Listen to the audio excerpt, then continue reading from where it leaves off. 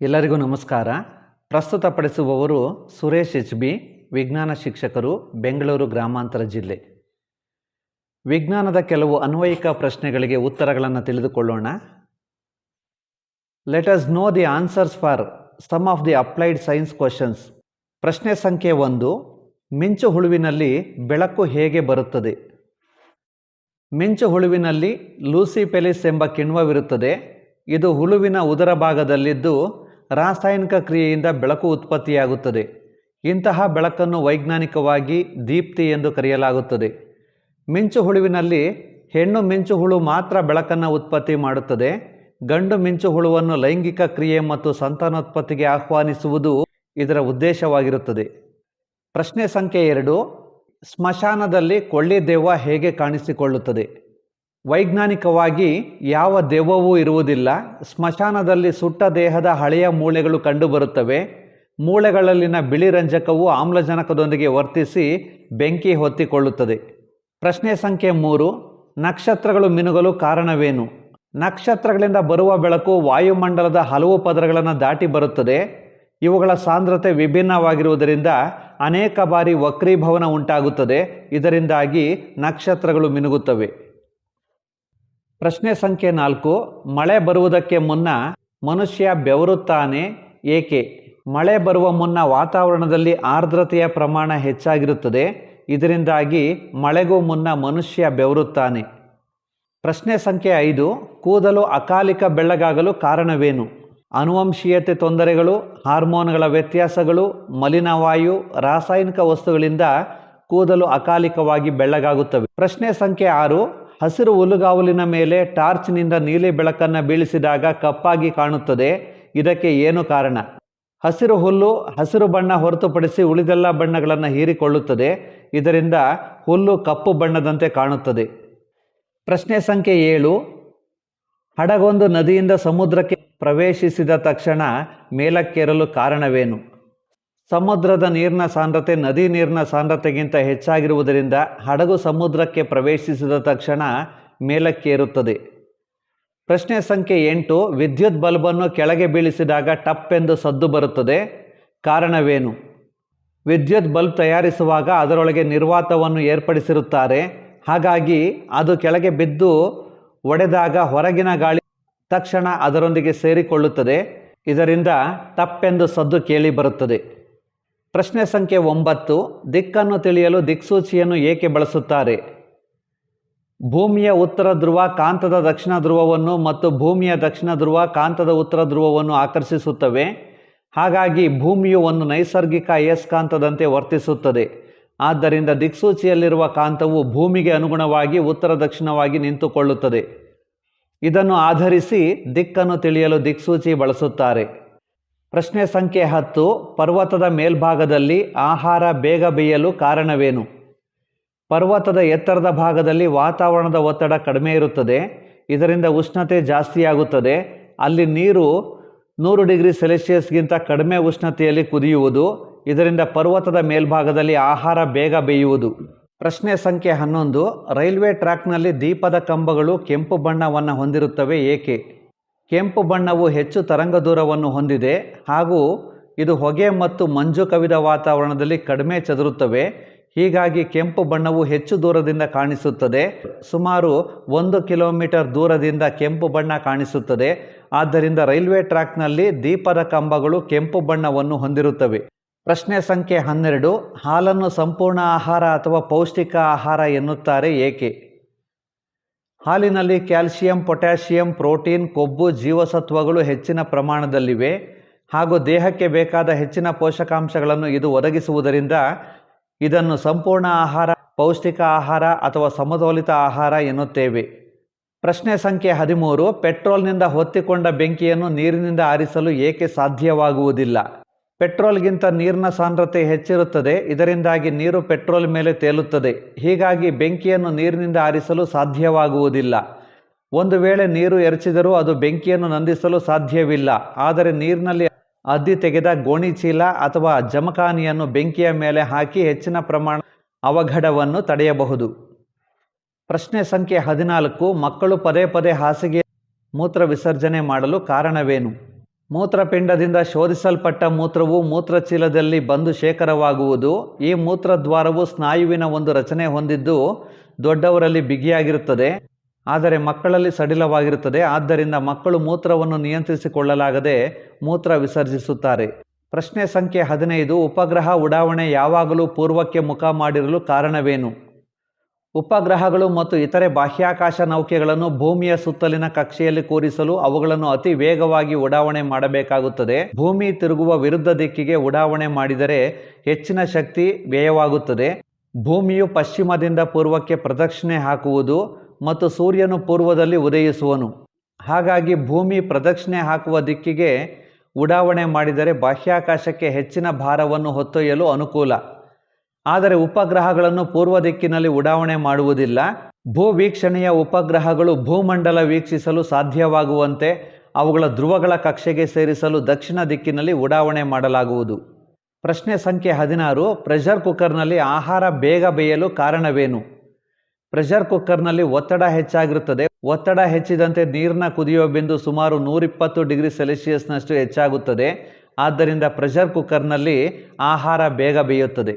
ಪ್ರಶ್ನೆ ಸಂಖ್ಯೆ 17. ಮೆದು ಕಬ್ಬಿಣವನ್ನು ವಿದ್ಯುತ್ ಕಾಂತವಾಗಿ ಬಳಸಲಾಗುತ್ತದೆ ಏಕೆ? ತಂತಿಯ ಸುರುಳಿಯಲ್ಲಿ ವಿದ್ಯುತ್ ಹರಿಯುವಷ್ಟು ಕಾಲ ಮಾತ್ರ ಮೆದು ಕಬ್ಬಿಣವು ಅಯಸ್ಕಾಂತದಂತೆ ವರ್ತಿಸುತ್ತದೆ. ವಿದ್ಯುತ್ ಹರಿಯುವಿಕೆ ನಿಂತೊಡನೆ ಅದು ತನ್ನ ಅಯಸ್ಕಾಂತ ಗುಣವನ್ನು ಕಳೆದುಕೊಳ್ಳುತ್ತದೆ. ಈ ತತ್ವದ ಆಧಾರದ ಮೇಲೆ ವಿದ್ಯುತ್ ಕರೆಗಂಟೆಗಳಲ್ಲಿ ಬಳಸಲಾಗುತ್ತದೆ. ಪ್ರಶ್ನೆ ಸಂಖ್ಯೆ 18. ಮಂಜುಗಡ್ಡೆ ನೀರಿನಲ್ಲಿ ಏಕೆ ತೇಲುತ್ತದೆ? ಮಂಜುಗಡ್ಡೆಯ ಸಾಂದ್ರತೆಯು ನೀರಿನ ಸಾಂದ್ರತೆಗಿಂತ ಕಡಿಮೆ ಇರುವುದರಿಂದ ಅದು ನೀರಿನಲ್ಲಿ ತೇಲುತ್ತದೆ. ಒಂದು ನಿರ್ದಿಷ್ಟ ದ್ರವ್ಯರಾಶಿಯು ಮಂಜುಗಡ್ಡೆಯ ಅಷ್ಟೇ ದ್ರವ್ಯರಾಶಿಯ ನೀರಿಗಿಂತ ಹೆಚ್ಚು ಜಾಗವನ್ನು ಪಡೆಯುತ್ತದೆ. ಪ್ರಶ್ನೆ ಸಂಖ್ಯೆ 19. ಆಕಾಶ ನೀಲಿಯಾಗಿ ಕಾಣುವುದು ಏಕೆ? ನೇರಳೆ ಮತ್ತು ನೀಲಿ ಬಣ್ಣ ಕಡಿಮೆ ಅಲೆ ಉದ್ದವನ್ನು ಹೊಂದಿರುವುದರಿಂದ ವಾಯುಮಂಡಲದಲ್ಲಿ ಹೆಚ್ಚು ಚದುರುತ್ತವೆ. ಆದ್ದರಿಂದ ಆಕಾಶ ನೀಲಿಯಾಗಿ ಕಾಣುತ್ತದೆ. ಪ್ರಶ್ನೆ ಸಂಖ್ಯೆ 20. ಸೋಡಿಯಂ ಮತ್ತು ಪೊಟ್ಯಾಷಿಯಂ ಸೀಮೆ ಎಣ್ಣೆಯಲ್ಲಿ ಸಂಗ್ರಹಿಸಲು ಕಾರಣವೇನು? ಸೋಡಿಯಂ ಮತ್ತು ಪೊಟ್ಯಾಷಿಯಂ ಹೆಚ್ಚು ಕ್ರಿಯಾಶೀಲ ಮೂಲ ವಸ್ತುಗಳಾಗಿರುವುದರಿಂದ ವಾತಾವರಣದ ಗಾಳಿಯಲ್ಲಿ ವರ್ತಿಸಿ ಹೊತ್ತಿಕೊಂಡು ಉರಿಯುತ್ತವೆ. ಆದರೆ ಇವು ಸೀಮೆ ಎಣ್ಣೆಯೊಂದಿಗೆ ವರ್ತಿಸುವುದಿಲ್ಲ. ಆದ್ದರಿಂದ ಈ ಎರಡೂ ಲೋಹಗಳನ್ನು ಸೀಮೆ ಎಣ್ಣೆಯಲ್ಲಿ ಸಂಗ್ರಹಿಸುತ್ತಾರೆ. ಪ್ರಶ್ನೆ ಸಂಖ್ಯೆ 21.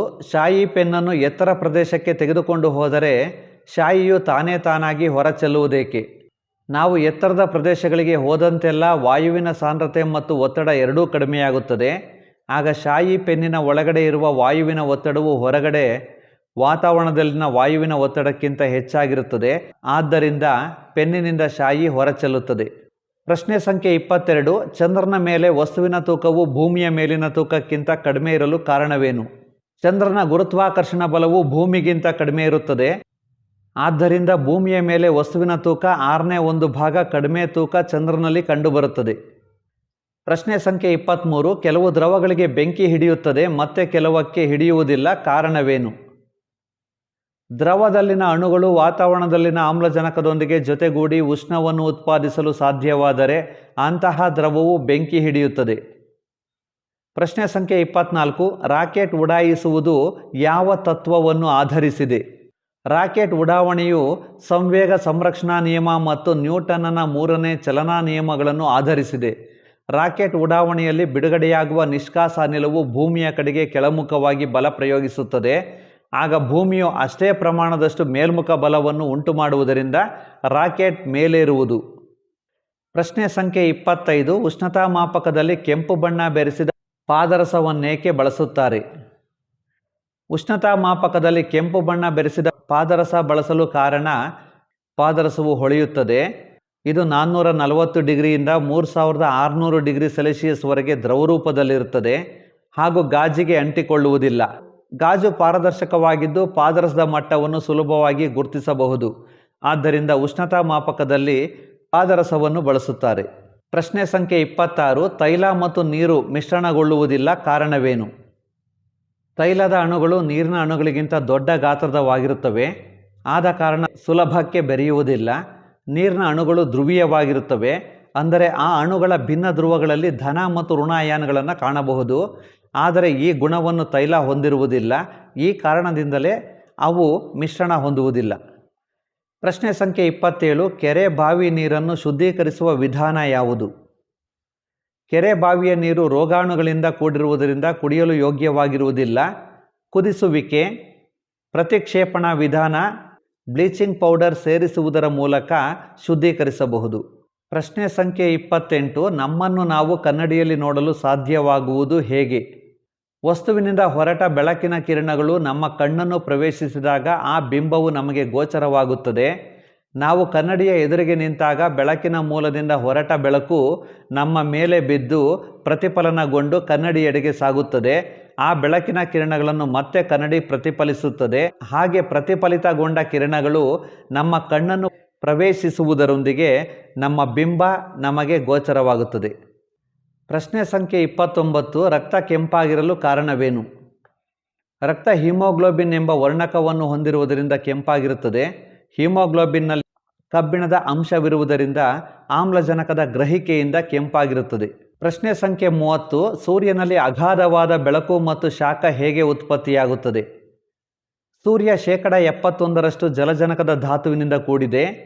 ಸೂರ್ಯನ ಗರ್ಭದಲ್ಲಿ ನಿರಂತರವಾಗಿ ಉಷ್ಣ ಬೈಜಿಕ ಸಮ್ಮಿಳನ ಕ್ರಿಯೆ ನಡೆಯುವುದರಿಂದ ಸೂರ್ಯನಿಂದ ಅಗಾಧ ಪ್ರಮಾಣದ ಶಕ್ತಿ ಮತ್ತು ಬೆಳಕು ಬಿಡುಗಡೆಯಾಗುತ್ತಿರುತ್ತದೆ.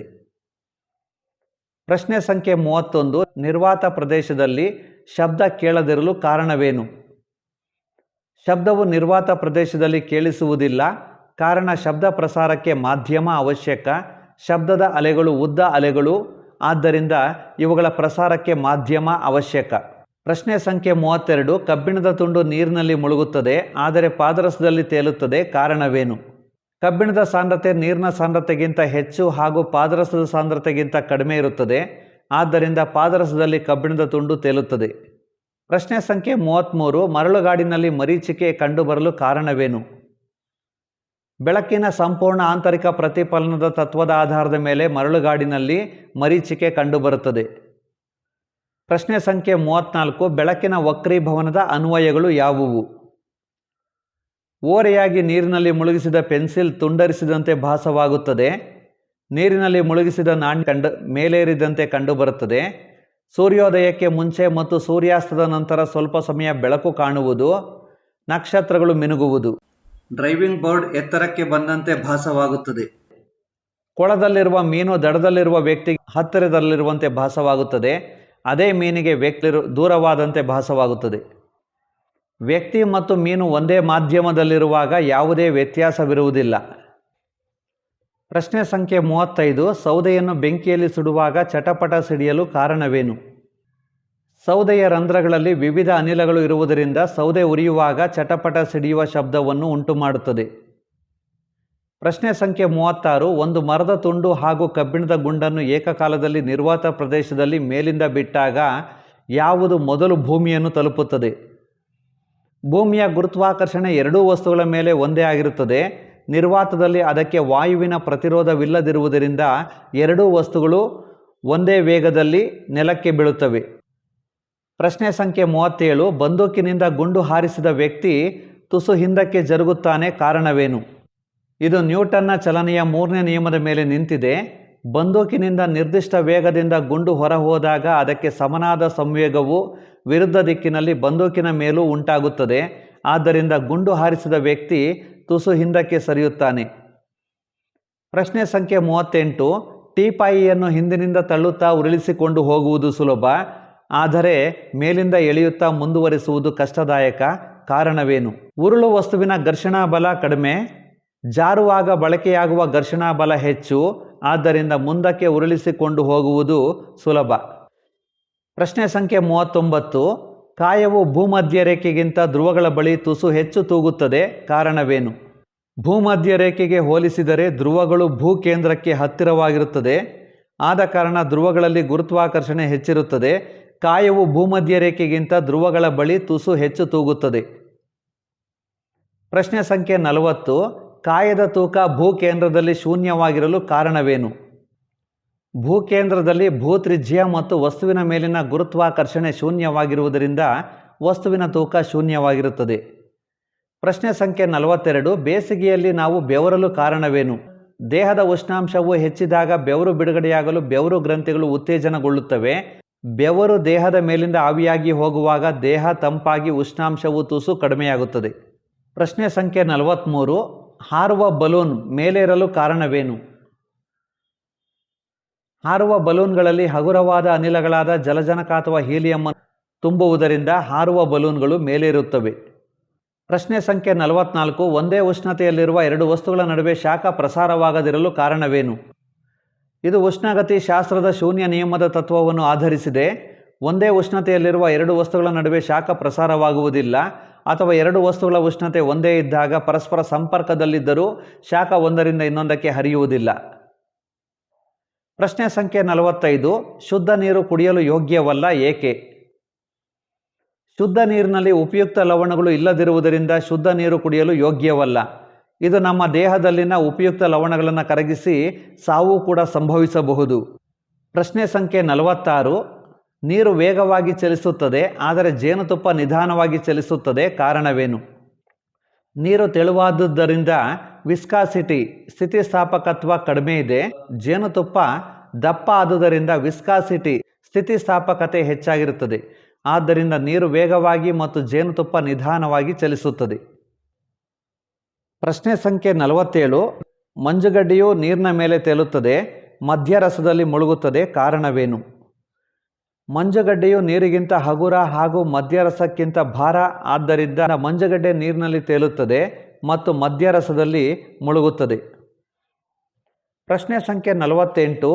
ಕೂಗಿ ಹೇಳುವಾಗ ನಾವು ನಮ್ಮ ಅಂಗೈಗಳನ್ನು ಬಾಯಿಯ ಬಳಿ ಹಿಡಿದುಕೊಳ್ಳುವುದೇಕೆ? ಬಾಯಿಯ ಎರಡೂ ಬದಿಯಲ್ಲಿ ಕೈಗಳನ್ನು ಇಟ್ಟು ಕೂಗುವುದರಿಂದ ಶಬ್ದವು ಎಲ್ಲ ದಿಕ್ಕಿನಲ್ಲಿ ಹರಡುವುದನ್ನು ತಡೆಯುತ್ತದೆ. ನಿರ್ದಿಷ್ಟ ದಿಕ್ಕಿನಲ್ಲಿಯೇ ಚಲಿಸುವುದರಿಂದ ಹೆಚ್ಚು ದೂರ ತಲುಪುತ್ತದೆ. ಪ್ರಶ್ನೆ ಸಂಖ್ಯೆ 49. ಕುದಿಯುವ ನೀರಿನಲ್ಲಿ ಇರಿಸಿದ ಥರ್ಮಾಮೀಟರ್ ರೀಡಿಂಗ್ನಲ್ಲಿ ಬದಲಾವಣೆಯನ್ನು ಏಕೆ ತೋರಿಸುವುದಿಲ್ಲ? ನೀರಿನ ಕುದಿಯುವ ಬಿಂದು 100 ಡಿಗ್ರಿ ಸೆಲ್ಸಿಯಸ್. ಒಂದು ಬಾರಿ ಈ ಉಷ್ಣಾಂಶವನ್ನು ತಲುಪಿ ನೀರು ಕುದಿಯಲಾರಂಭಿಸಿದ ನಂತರ ಥರ್ಮಾಮೀಟರ್ ತೋರುವ ರೀಡಿಂಗ್ನಲ್ಲಿ ಯಾವುದೇ ವ್ಯತ್ಯಾಸ ಉಂಟಾಗುವುದಿಲ್ಲ. ಕುದಿಯುವ ನೀರಿಗೆ ಬಾಹ್ಯ ಮೂಲದಿಂದ ಇನ್ನಷ್ಟು ಉಷ್ಣಾಂಶವನ್ನು ಒದಗಿಸುತ್ತದೆ, ಆದರೆ ಅದು ಗುಪ್ತೋಷ್ಣದಂತೆ ಬಳಕೆಯಾಗಿ ಕುದಿಯುವ ನೀರು ಆವಿಯಾಗುತ್ತದೆ. ಪ್ರಶ್ನೆ ಸಂಖ್ಯೆ 50. ಸೈಕಲ್ ಚಾಲಕ ಸೈಕಲ್ ಚಲಿಸುವಾಗ ಪ್ರಾರಂಭದಲ್ಲಿ ಹೆಚ್ಚು ಶಕ್ತಿಯನ್ನು ಬಳಸಬೇಕಾಗುತ್ತದೆ, ಏಕೆ? ಸೈಕಲ್ ಚಲಿಸಲು ಪ್ರಾರಂಭಿಸಬೇಕೆಂದರೆ ಅದಕ್ಕೆ ಸಂವೇಗವನ್ನು ಒದಗಿಸಬೇಕು. ಆದ್ದರಿಂದ ಪ್ರಾರಂಭದಲ್ಲಿ ಹೆಚ್ಚಿನ ಶಕ್ತಿಯನ್ನು ಒದಗಿಸಬೇಕು. ಒಂದು ಬಾರಿ ಸಂವೇಗ ಪಡೆದ ನಂತರ ಹೆಚ್ಚು ಶಕ್ತಿಯ ಅವಶ್ಯಕತೆ ಇರುವುದಿಲ್ಲ. ವೀಕ್ಷಿಸಿದ್ದಕ್ಕೆ ಧನ್ಯವಾದಗಳು.